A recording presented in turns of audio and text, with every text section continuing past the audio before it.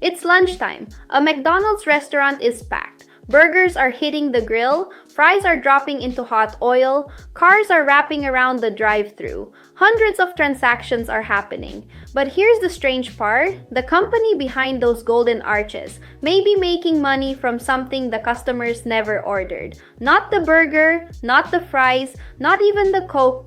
Look underneath the restaurant, the land. Because one of the smartest decisions in McDonald's history wasn't about food at all. It was about controlling the place where the food gets sold. And once McDonald's understood that, it stopped building only restaurants. It started building a system. Today, roughly 95% of McDonald's restaurants around the world are operated by independent franchisees. But McDonald's has something many restaurant brands don't have at the same scale: control over the system surrounding those restaurants. And real estate became one of the most powerful pieces of it. So how did hamburgers and property become part of the same business? Go back to California in the 1950s.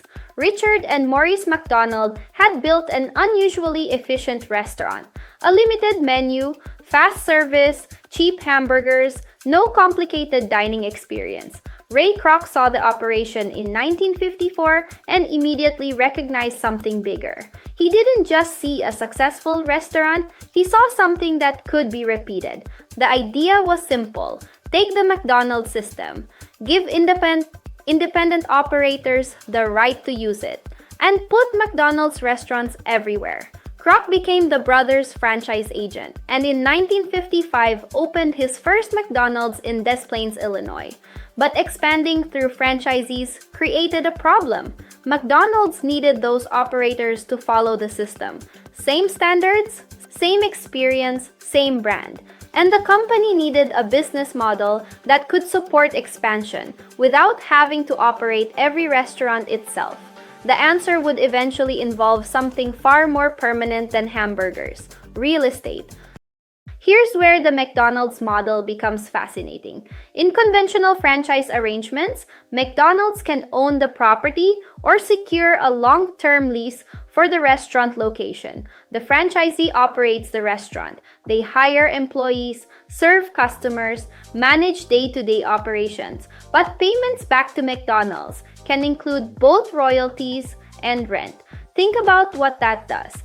If the restaurant performs well, McDonald's benefits from the franchise relationship. But it also has influence over something fundamental: the location. And McDonald's takes location extremely seriously. Traffic patterns, accessibility, visibility, neighborhood growth, convenience. The company evaluates where a restaurant should exist before awarding that location to an operator. Suddenly, McDonald's isn't simply asking who can sell the most hamburgers. It's also asking, where should this restaurant exist for the next 20 years? That's a completely different way of thinking. Now watch what happens when the pieces connect. McDonald's finds a promising location. A franchisee invests in operating the restaurant. Customers buy burgers. The franchisee generates sales. McDonald's receives royalties and, in conventional arrangements, rent. The stronger the location performs, the stronger the entire relationship becomes.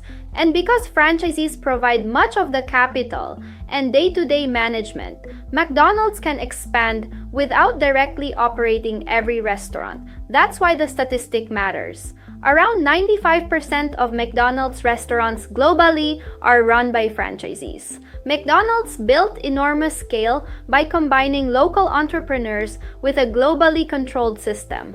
The franchisee knows the local business. McDonald's provides the brand, operating system, support, and in many conventional arrangements, the location itself. The restaurant sells hamburgers, but the system creates leverage, and that's the real business. Here's the part most customers never see. When you walk into McDonald's, you think the valuable asset is what's behind the counter: the kitchen, the equipment, the brand, the menu. But imagine the same restaurant hidden somewhere nobody drives past. Suddenly, the golden arches become far less powerful. Location changes everything. McDonald's understood that a great restaurant in the wrong place can still fail. So instead of leaving one of the most important decisions entirely outside its control, it made real estate part of the system. That's the insight. McDonald's doesn't just control how the restaurant operates, it helps control where the opportunity happens. There's a lesson here that has nothing to do with owning property. Most businesses focus entirely on what they sell. McDonald's also focused on the infrastructure that makes the sale possible.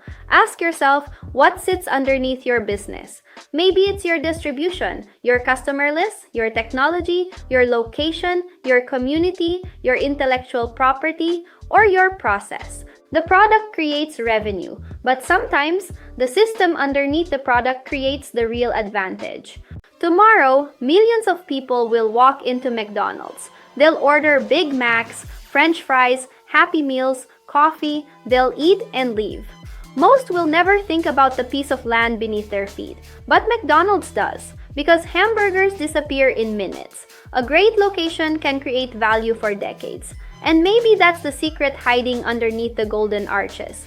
McDonald's became famous for mastering fast food, but it became powerful by mastering the system that decides where that food gets sold.